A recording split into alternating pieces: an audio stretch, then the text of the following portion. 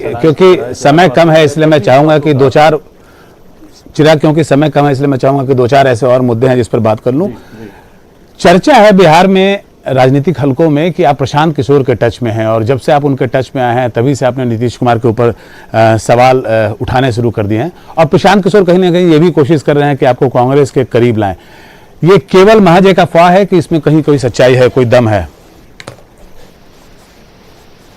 प्रशांत जी से मेरा परिचय तब हुआ जब वो जनता दल यूनाइटेड के राष्ट्रीय उपाध्यक्ष थे। मेरे सहयोगी दल के माध्यम से ही मेरी प्रशांत जी के साथ मेरी मुलाकात हुई और मेरी उनसे जान पहचान आज की नहीं है, अब ये सालों पुरानी हो गई है।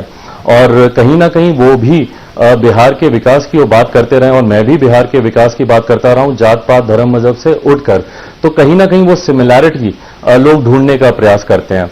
पर इसके पीछे अगर आप पूछें कि कोई ऐसी हकीकत है कि उनके साथ मिलकर मैं कोई रणनीति बना रहा हूं या वो मुझे किसी एक ऑल्टरनेटिव अलायंस बिहार में क्योंकि एक थर्ड फ्रंट की भी चर्चा बहुत जोरों से है जिसपे कभी कभी आपका भी नाम आता है, तो क्योंकि आप सामने बैठे हैं तो मैं चाहूंगा कि इन सारी चीजों पे भी आपसे सफाई ले लीजिए। वो थर्ड फ्रंट में जब चिराग पासवान का नाम सामने आता है तो वो चिराग पासवान व्यक्ति विशेष की वजह से नहीं आता है, वो बिहार फर्स्ट, बिहारी फर्स्ट की सोच की वजह से सामने आता है। और हर वो राजनीतिक दल या हर वो राजनेता जो जात पात धर्म मजहब की राजनीति से बिहार को निकालकर सही मायनों में विकसित प्रदेश की तरफ लेकर जाना चाहता है, वो जरूर गाहे बगाहे इस सोच का समर्थन करते हुए दिखते हैं। बट मैं पुनः इस बात को दोहराता हूं, लोक जनशक्ति पार्टी का एक मजबूत गठबंधन हम लोग का भारतीय जनता पार्टी के साथ है। मेरा पूरी तरीके से विश्वास हमारे प्रधानमंत्री आदरणीय नरेंद्र मोदी जी पर, मेरे पार्टी के हर एक व्यक्ति का विश्वास उनके ऊपर है और लोक जनशक्ति पार्टी का यह गठबंधन भारतीय जनता पार्टी के साथ अटूट है। तेजस्वी यादव की बात कर रहे हैं चिराग। तेजस्वी यादव ने एक वक्तव्य दिया था आपके बारे में, उन्होंने कहा था कि आप जवानी के आडवाणी हैं। ये बहुत बड़ा वक्तव्य है, जवानी के आडवाणी है, आपको घोषित कर दिया था। तो मेरे लिए जवानी में तारीफ क्या हो सकती है? मतलब जवानी में आप जानते हैं कि जवानी के दौर में अडवाणी जी कैसे थे, उनका जो वो एक आक्रामक तेवर था या जिस तरीके से उनकी कार्यशैली थी और किस तरीके से वो पार्टी को महज 2 सदस्यों की पार्टी से इतनी बड़ी राष्ट्रीय पार्टी बनाने में वो कामयाब रहे। तो अडवाणी जी के जवानी के दौर का उनका तेवर, अगर मेरे छोटे भाई मेरी तुलना कर रहे हैं तो उसके लिए मैं उनको थैंक यू बोलूंगा।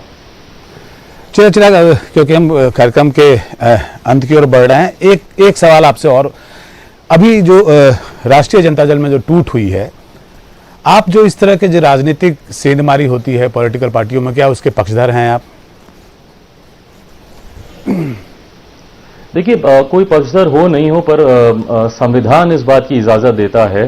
अगर किसी के पास 2/3 बहुमत है, दल बदल कानून है ये, और अगर 2/3 अगर आपके पास सदस्य हैं तो आप उनके साथ किसी भी दल में जिसमें आपका विश्वास है आप जा सकते हैं। तो ये हमेशा से ये होता रहा है, किसी को आप बांध कर अपने साथ नहीं रख सकते। चलिए और एक दो सवाल ऐसे जिसका बहुत संक्षिप्त उत्तर चाहूंगा आपसे चिराग में। क्या आप मानते हैं कि बिहार में तेजस्वी यादव चिराग पासवान से बड़े नेता हैं? देखिए, पैरामीटर ही मुझे नहीं पता कि इसकी तुलना बड़े छोटे की कैसे की जाए। उम्र की अगर आप बात करें तो उम्र में वो मुझसे छोटे हैं। चलिए, अंतिम सवाल चिराग आपसे कि क्या भविष्य में चिराग कभी सोचते हैं कि बिहार के मुख्यमंत्री बनेंगे?